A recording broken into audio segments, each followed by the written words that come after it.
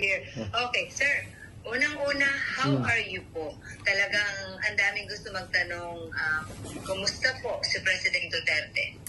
Sa awa ng Diyos, okay ako. Wala ka. Okay, sir. Hindi na po ako magpapaligoy-ligoy pa, sir. Nitong weekend, lalo na kahapon, ang dami hong nagulantang at nagpanik dahil dun sa balita. Ano po ba talaga ang nakarating sa inyo, sir? Meron daw po ba kayo talagang warrant of arrest? Ano po? Alam mo ma'am, what is circulating in the city of Manila, it's almost the same that's being bruited around dito because of the, communications. Very easy. As a matter of fact, it's almost instant. Ilang segundo lang. So, ang masasabi ko, ma'am, is though I do not claim ignorance about the moves before and long before and after a few months of respite, nandiyan na naman yung issue. So, I guess this mga ano na ito, issues, I would call them, would hound me until the dying days of my life. Okay. So, ano to, sir? So, they won't really stop. Again? So, talagang hindi sila titigil, sir? No, as I remain, mainly if I remain to be a politician all the year round. But it might simmer a little bit down the line.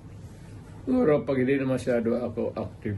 But for as long as I am there in the political arena of the Republic of the Philippines, I would be a constant, not really issue, but a good copy for whatever I say or whatever I do, and what happened yesterday and what will happen tomorrow. All right. Ganon kayo. Sir, okay. Sir, does this bother you, sir? Itong mga naglutangang information na meron ng warrant sa inyo? Warrant of arrest? Alam mo ma'am, sa totoo lang, I have been in politics for almost nearly 30 years. Been mayor, lahat na klaseng issue.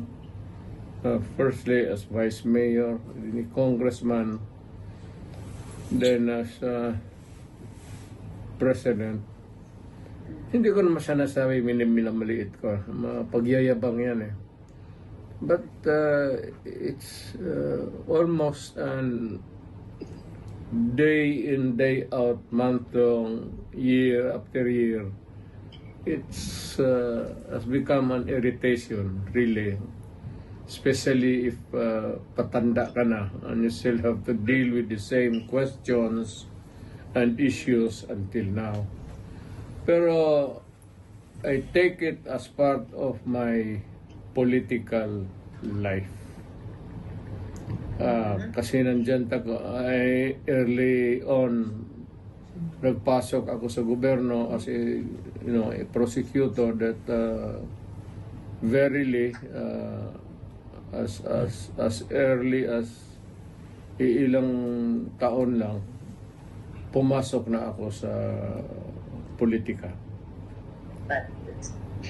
Okay. Sir, kung sakali nga po na meron at kayo ay pasoman po, will you appear? Again, ma'am.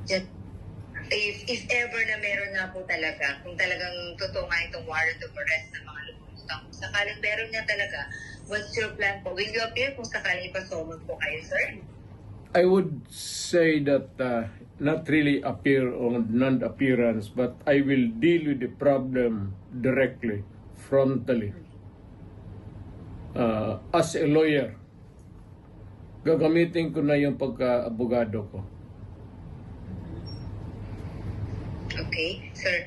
So, Suffice to say that you have been prepared for this po, Mr. President? For the longest time.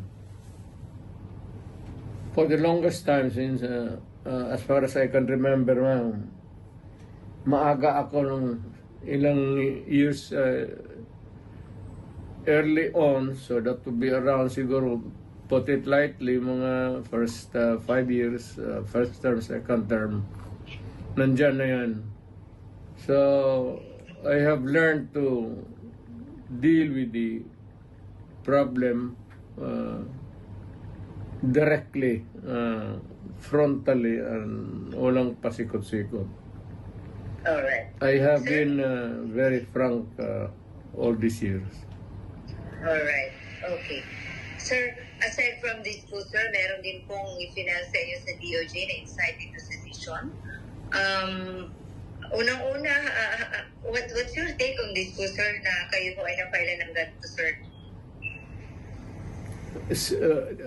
Is it the sedition ngayon? That's different, sir. Aside from ICC, sir, meron din po, di ba, sir, may final din po sa inyo inciting sa DOJ? Inciting to sedition? Wala akong alam yan. Ngayon lang. Alam ko na may plano na idemanda ako, pero specific sa ngayon ko lang nalaman.